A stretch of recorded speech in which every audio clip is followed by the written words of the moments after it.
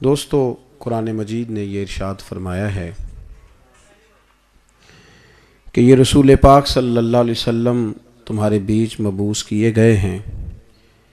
اللہ فرماتا ہے کہ یہ تم پر میری آیات تلاوت کریں گے اور تمہیں پاک فرما دیں گے۔ کما ارسلنا فیکم رسولا منکم یتلو علیکم آیاتنا، تم پر ہماری آیتیں پڑھیں گے، ویزکیکم، اور تمہیں پاک فرما دیں گے۔ یہ جو صفائی ہوتی ہے نا، یہ انسان کی ذہنی، جسمانی اور روحانی ضرورت ہوتی ہے۔ اس لیے نبی کریم صلی اللہ تعالیٰ علیہ وسلم نے صفائی پر بہت زیادہ زور دیا ہے۔ پاکیزہ چیز کو حضور پسند فرماتے تھے۔ خوشبو اللہ کے محبوب کی پسندیدہ چیزوں میں شامل۔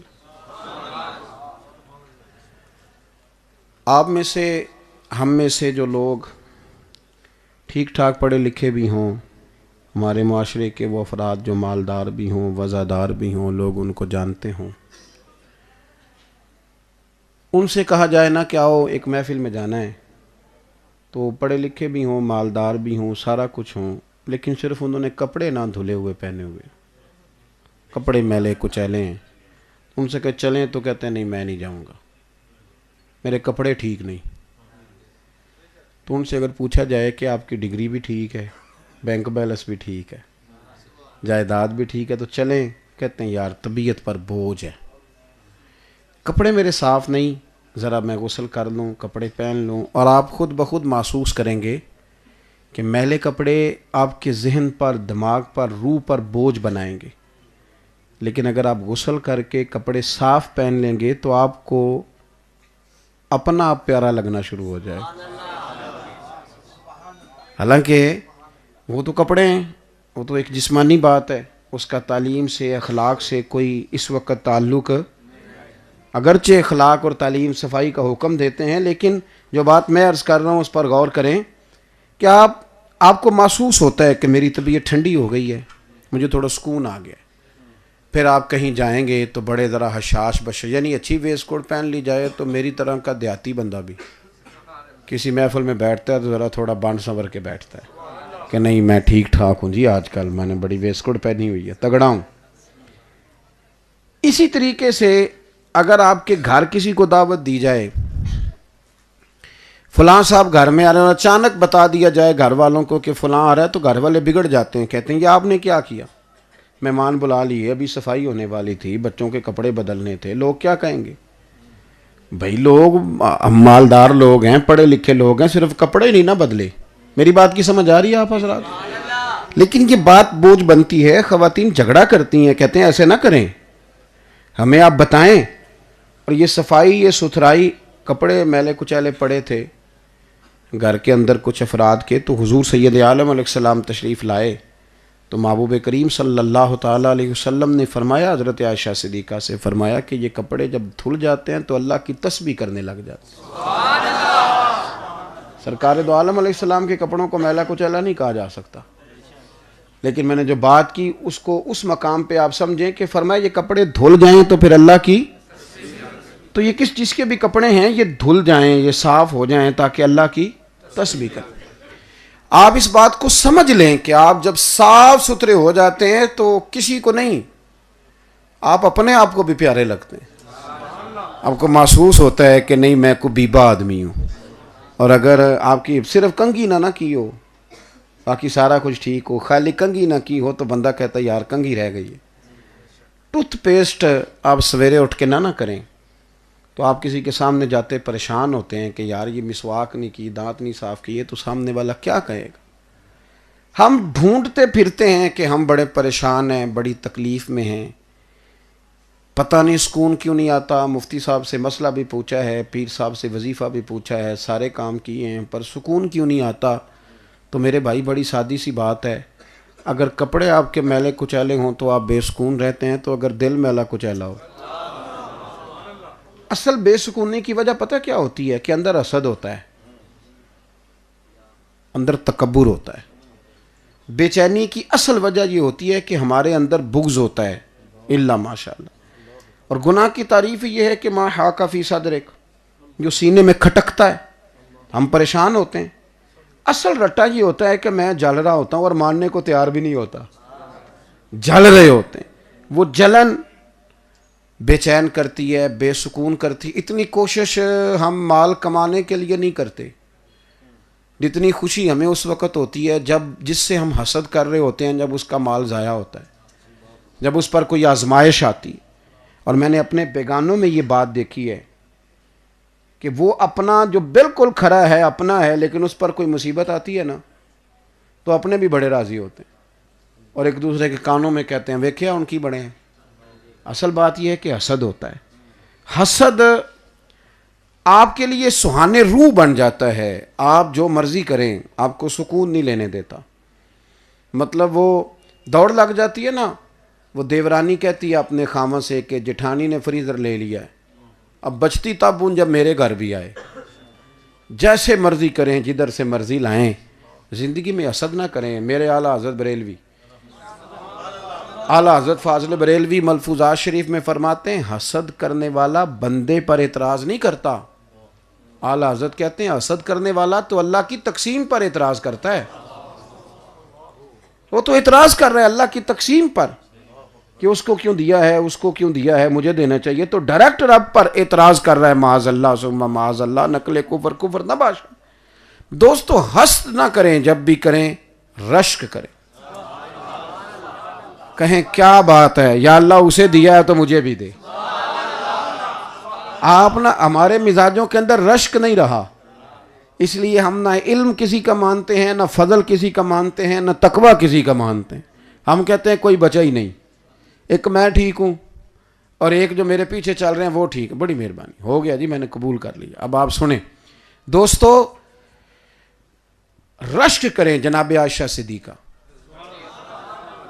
رضی اللہ تعالیٰ عنہ فرماتی ہیں میں نے ساری زندگی سیدہ خدیجۃ الکبریٰ پہ رشک کیا, ساری زندگی رشک کیا ہے میں نے. کیا شان تھی اس بی بی کی جن کی عمر بھی حضور سے 15 سال زیادہ تھی, نکاح بھی 2 دفعہ پہلے ہو چکا تھا, لیکن میرے رسول کریم نے اپنی تمام حیات ظاہرہ میں اس خاتون کی وفاؤں کو یاد کیا ہے. فرماتی ہیں میں رشک کرتی تھی. رشک, آپ رشک کریں, آپ کسی کا اعتراف کریں, آپ کسی کی خوبی کو تسلیم کریں, اللہ آپ کے دل کو راحت عطا کرے گا. لیکن ایسا چکر چلا ہے, ایسا چکر. میں نے تو لمبے چوڑے الیکشن نہیں دیکھے, پر جتنے دیکھے ہیں نا اس میں نے دیکھا ہے کہ بندے ایک پارٹی کے ہوتے ہیں لیکن ایم این اے اور ایم پی اے کی آپس میں نہیں بن رہی ہوتی. ایک پارٹی کے ہو کے بھی لوگ, ایک قبیلے کے ہو کے, ایک علاقے کے ہو کے, پھر بھی آپس میں سیٹ. اگر آپ ناراض نہ ہو جائیں تو مذہبی لوگوں کے لیے بھی ایک بات کر دوں, تھوڑی سی کر دوں مذہبی لوگوں کے لیے. کچھ دوست آ گئے یہ پنڈی کی طرف سے ٹائم لینے, کہنے لگے فلانے محلے میں ٹائم دے دیں. میں نے ان سے کہا کہ میں وہاں فلان جگہ پہ آ رہا ہوں. کہتے نہیں ساڑی مسیطے بھی دیو. میں کیا ہو کی دیجئے, آپ میری بات کو سمجھے کہ یہاں تک وہ میری سوسائٹی اور ہے, میری جماعت اور ہے, میرا علاقہ اور ہے, میری تنظیم اور ہے. ساری تنظیمیں, ساری جماعتیں, سارا کچھ رسول اللہ کے قدموں کا صدقہ ہے. تو آپ کسی جگہ تو اپنے آپ کو اجماعی طور پہ قائم رکھیں نا, حسد نہیں کریں. اس سے تقسیم در تقسیم کا دروازہ کھلتا ہے. تھوڑا قبول کریں, تھوڑا اعتراف کریں. اور ہم نہ اتنی دور بازوں کا نکل جائے, اتنی دور. نعت خان جی 40,000 لیتا ہے تو کیوں دیتے ہو 40,000؟ مال بکتا ہی وہ ہے جس کو دنیا خریدنے لگ جاتی ہے. آپ نے کیوں خریدا؟ آپ نے مارکیٹ بنائی, آپ نے خرابی کی, اب اعتراض بھی آپ کر رہے ہیں. آپ نے خرابی کی, کیوں مارکیٹ بنائی؟ نہ اب یہ چیزیں خریدتے نہ بکتی. بھائی مال بکتا وہ ہے نا, بکتا وہ ہے نا جس کا کوئی خریدار ہو. تو کیوں آپ ایسی چیزیں خریدتے ہیں؟ آپ نے خریدا تو کسی نے اپنا, بیچا نا. میری بات کی سمجھ آ رہی ہے؟ ہم نا بہت ساری چیزوں میں زیادتی کرتے ہیں, اس سے ہمارے دل کو تکلیف ہوتی. حضرت عائشہ صدیقہ رضی اللہ تعالیٰ عنہ فرماتی ہیں میں رشک کرتی تھی, کنز المال میں موجود ہے. فرماتی ہیں دوپہر کے وقت نا حضور کھانے کے بعد آرام کرتے تھے, لوگ ملنے نہیں آیا کرتے تھے. پتہ تھا یہ محبوب کے آرام کے اوقات ہیں. ایک بوڑھی بی بی آ گئی ملنے. کہتے ہیں وہ دروازے پہ بولی تو حضور یوں اٹھے کہ جیسے بچھڑا ہوا آدمی کسی سے ملنے کے لیے اٹھتا. اللہ کے رسول نے اس کو بٹھایا، اس بوڑھی کو کھانا کھلایا، وہ باتیں کرتی تو حضور غور سے سنتے، اس کی باتوں کا جواب دیتے، اور یوں لگا کہ دیکھیں نا، مہمان دو قسم کے آتے ہیں. ایک مہمان بیٹھا ہوتا ہے تو بندہ دعا کر رہا ہوتا ہے کہ اللہ کرے انہوں کو فون آ جائے جائے، ہے نا، اس طرح کا مہمان. اور ایک مہمان وہ ہوتا ہے کہ مثل تعویذ ہوتے ہیں کچھ لوگ، وہ جب بھی ملتے ہیں شفا ہوتی ہے، تو دل کرتا ہے یہ ذرا ٹھہر جائے نا، ذرا بیٹھے تھوڑی دیر رکے. کئی لوگ ہوتے ہیں نا جو بوجھ بنتے ہیں طبیعت، اور کچھ لوگ ایسے ہوتے ہیں جن سے دل لگ جاتا ہے. حضرت عائشہ صدیقہ رضی اللہ تعالیٰ عنہ فرماتی ہیں کہ رسول کائنات صلی اللہ تعالیٰ علیہ وآلہ وسلم نے بڑی توجہ سے انہماک کے ساتھ اس خاتون کو وقت دیا، پیار کیا، اور جب وہ جانے لگی تو حضور نے تحفے بھی دیے. آپ فرماتی ہیں کہ محبوب وہ چلی گئی تو حضور لیٹ گئے، گہری سوچ میں چلے گئے. میں قریب گئی، قدموں پہ ہاتھ رکھا، میں نے کہا حضور یہ بی بی کون تھی؟ تو فرماتی ہیں رسول کریم صلی اللہ علیہ وسلم کی مقدس آنکھوں میں آنسو آ گئے، حضور کی آنکھوں میں آنسو آ گئے. تو سرکار فرمانے لگے عائشہ یہ حضرت ختیجۃ الکبریٰ کی سہیلی تھی، یہ ان کے زمانے میں آیا کرتی تھیں، عائشہ وقت دیتی تھیں، پیار کرتی تھیں. آج یہ دوبارہ آئی ہیں نا تو میں نے وہی محبت ان کے ساتھ اسی ترتیب سے جاری رکھنے کی کوشش کی. آپ مشکات شریف پڑھیں. حضرت عائشہ صدیقہ سے کسی نے پوچھا، یہ 2 حدیثیں ہیں، یہ آپ نے یاد کر لینی ہیں، کریں گے انشاءاللہ؟ سنی ایک بات بڑی پکی کر کے یاد کرتا ہے، پکی ہر سنی نے یاد کی ہے. بتاؤں کون سی؟ رہن دیو، نہیں دستے. بتا دوں؟ وہ پتہ کیڑی؟ میں تو ایڈا پڑھیا ہی نہیں، سارے سنیاں نے یاد کی تھی. جب کوئی بندہ بات کرتا ہے کہندے جی میں تو ایڈا پڑھیا، تو جیڑا تو انہوں پوچھن ڈیا انہیں کدوں پی ایچ ڈی کی تھی؟ وہ آپ کے ساتھ کہی ہے، آپ جواب ہی نہیں دیتے، حالانکہ پڑھے لکھے ہیں. کتنے جمعے پڑھتے ہیں آپ؟ مفتی صاحب کے پاس پڑھتے ہیں، علامہ صاحب کے پاس پڑھتے ہیں، پڑھتے ہو کہ نہیں پڑھتے؟ تو مہربانی کرو تھوڑا وقت نہ لا جایا کرو جمعے والے دن، اس کو یاد کریں. آپ دیکھیں وہ کیا بیان کرتے ہیں، آپ سمجھیں اس بات کو. ایک صاحب میرے پاس آئے، وہ کئی دفعہ ایک مولوی کو خوش کرنے کے لیے دوسرے کی غیبت بھی کرتے ہیں نا، تو مجھے کہنے لگے جی ساڈے حضرت صاحب تھے وہی گل سنا دینے ہر جمعے. میں کہ جیڑی ایس جمعے انہیں سنائی وہ سنا ہاں ذرا. اس کو پھر یاد ہی نہیں آ رہی تھی. میں کہ ایویں پہ مینوں راضی کرنا ہے، کچی پکی باتیں مانا ہی کوئی نہیں. تھوڑا سا توجہ دیں. بیٹے بیٹھ جاؤ، بچوں کو بٹھائیں جی پیار سے. آپ میری بات سنیں جی. 2 حدیثیں آپ نے یاد کر لینی ہیں. پہلی حدیث کے راوی یہ دونوں مشکات میں حضرت عائشہ صدیقہ. حضرت عائشہ صدیقہ رضی اللہ تعالیٰ عنہ سے کسی نے پوچھا کہ نبی پاک علیہ السلام کو سب سے زیادہ پیارا کون تھا؟ تو حضرت عائشہ صدیقہ فرمانے لگی سیدہ فاطمہ الزہرا. اس شخص نے کہا کہ یہ تو آپ نے عورتوں میں سے بتایا، تو مردوں میں سے؟ تو حضرت عائشہ فرمانے لگی کہ جناب فاطمہ کے شوہر مولا علی شیر خدا. اسی مشکات، یہ رشک ہے، اسی مشکات میں حدیث ہے. حضرت علی سے کسی نے پوچھا کہ نبی پاک صلی اللہ علیہ وسلم کو سب سے زیادہ پیارا کون ہے؟ تو کہنے لگے ابو بکر صدیق. اس نے کہا عورتوں میں سے؟ تو کہنے لگے ان کی بیٹی عائشہ صدیقہ. اب آپ اس پہلو کو سمجھ لیں، وہ ان پر رشک کر رہے ہیں اور وہ ان پر رشک کر رہے ہیں. یہ رشک ہے. رشک کریں، پیار کریں، محبت کریں. تھوڑا سا نا، ہمارے تو اب طریقت میں یوں ہونے لگا ہے کہ ہر مرید کہتا ہے میں نا حضرت صاحب نے ریڑک کے نا تے مکھن کاٹ کے لے آئے ہیں، باقیاں جو کی لسی بچی، سارے مکھن لے گئے، سارے. جس خلیفے کو پوچھو وہی خلیفہ اعظم نکل آتا ہے. سارے ایسے نہ کریں.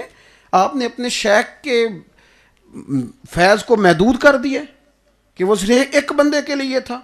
بزرگوں کا فیض تو چمکتے ہوئے چاند کی طرح ہوتا ہے، جو بھی نظر اٹھاتا ہے اس کی آنکھیں روشنی سے بھر جایا کرتی ہیں.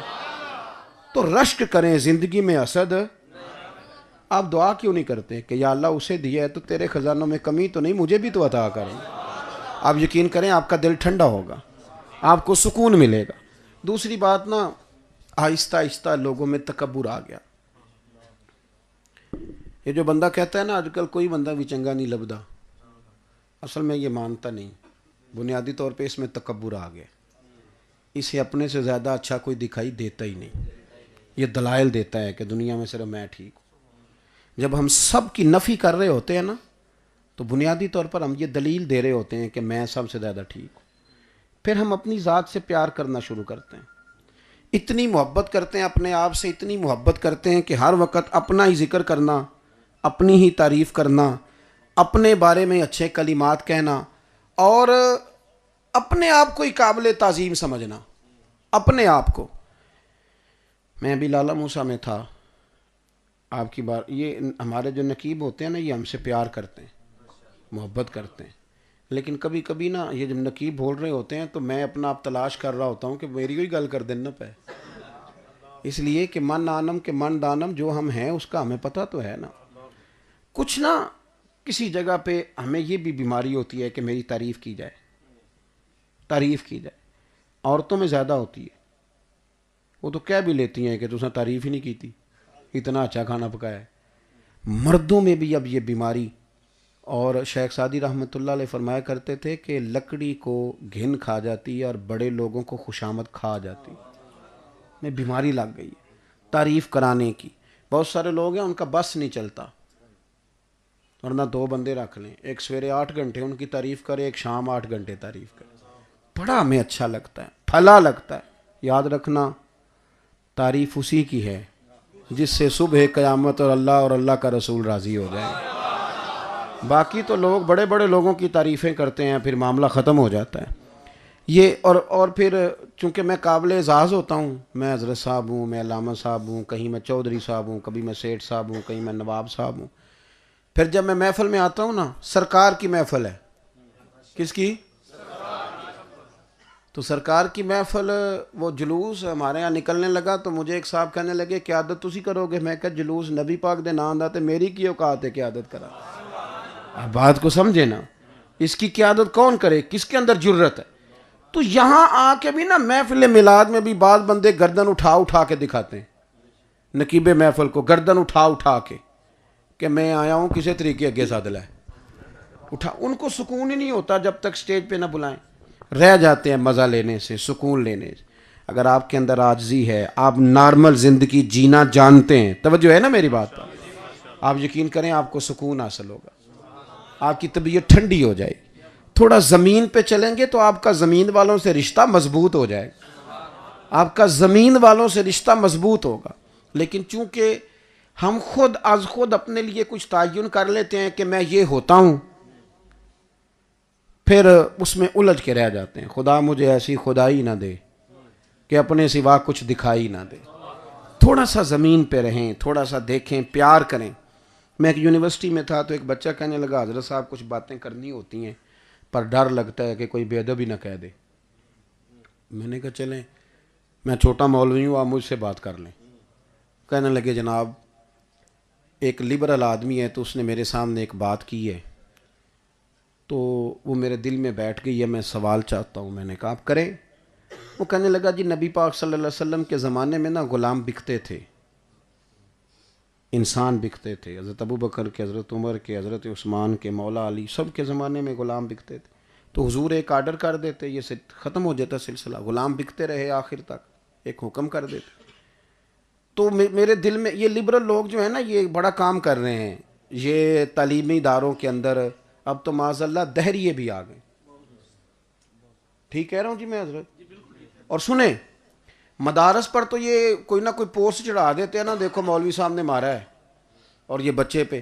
یونیورسٹیوں کی پوسٹ چڑھاتے نہیں, حالانکہ بڑی تباہی اتر رہی ہے, اور ایسا کچھ ہو رہا ہے جو نہ کہا جا سکتا ہے نہ سنا جا سکتا ہے. بچوں کے اخلاقی قدریں کس حد تک خراب ہو رہی ہیں آپ سوچ نہیں سکتے. وہ کہنے لگا جناب میرے دل میں اس نے یہ بات ڈالی ہے تو میں پریشان ہوں کہ حضور کے زمانے میں بھی غلام بکتے تھے, انسان بکتے تھے, تو غلامی تو تھی. میں نے اسے کہا یار اصل میں نا یہ تو بڑا سادہ سا سوال ہے, یہ تو میری طرح کا بندہ بھی تجھے فٹافٹ جواب دے گا. ابو داؤد شریف میں حدیث موجود ہے, ادھر دیکھیں میری طرف. میں نے اسے کہا جب غلام رہے ہی نا, اس کی حیثیت ہی بدل جائے. نبی کریم نے فرمایا, راوی ہیں حضرت ابو ذر غفاری, حضور صلی اللہ علیہ وسلم نے فرمایا تمہارے غلام تمہارے بھائی ہیں.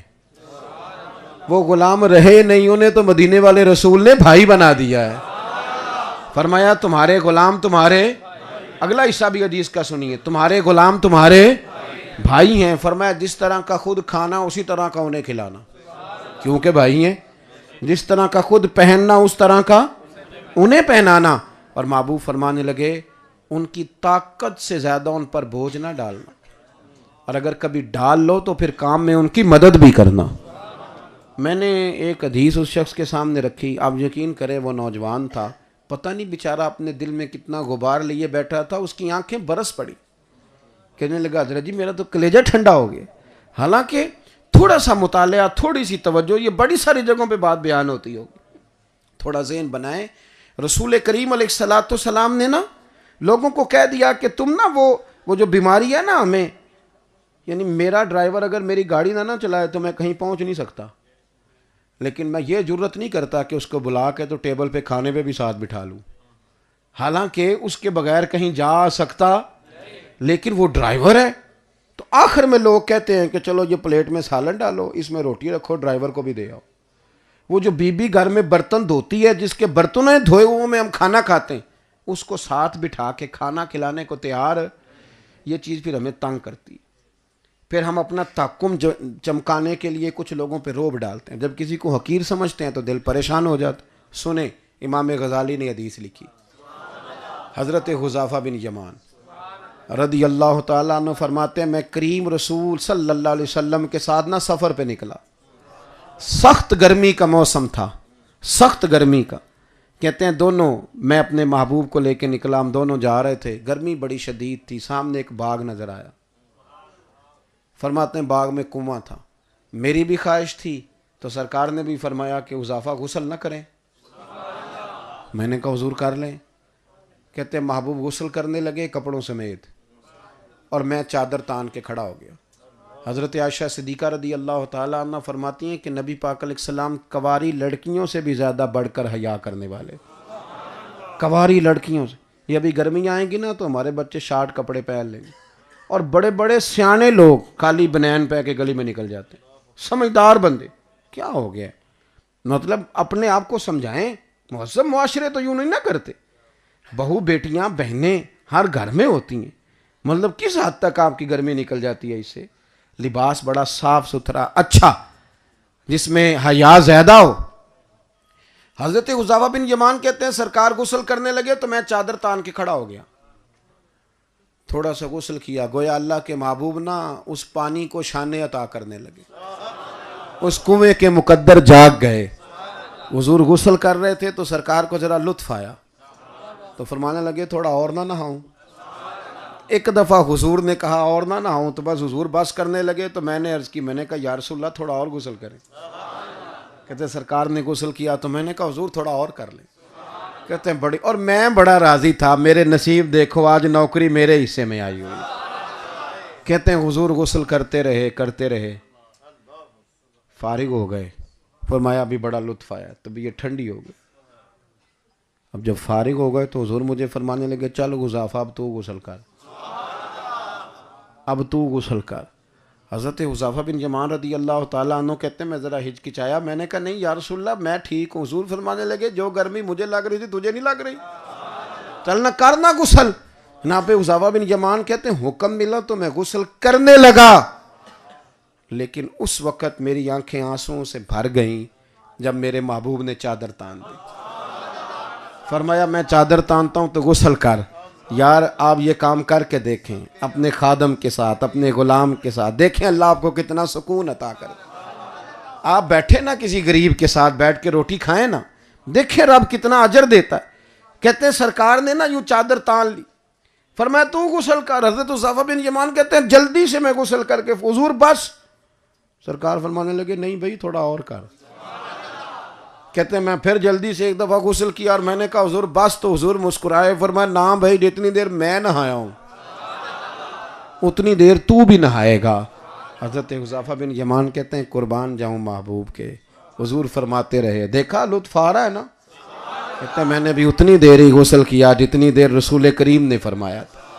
میرے دوست کیا اس میں مذائقہ ہے؟ آپ یقین کریں میں بہت سارے ایسے لوگوں کو جانتا ہوں جو باقاعدہ طور پر اس طبقے کے خلاف جو ان کو نماز پڑھاتا ہے، جو ان کو اللہ رسول کی بات بتاتا ہے، باقاعدہ اپنے بچوں کی ذہن سازی کرتے ہیں، چھاڑ پتر مولویاں دی، اور اس طرح کا ذہن بنا دیا جاتا ہے یونیورسٹی اور کالج کے بچوں کا کہ وہ خوف کھاتے ہیں، وہ کہتے ہیں اللہ جانے کون سی مخلوق ہے۔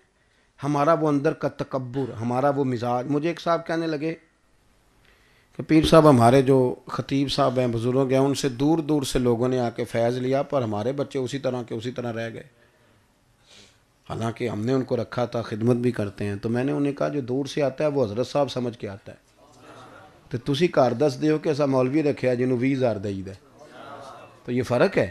آپ کے بچے کہتے ہیں وہ ہمارا تنخواہ دار آدمی، وہ ان سے کیسے کچھ حاصل کرے گا؟ آپ نے ذہن سازی اس طرح کی ہے۔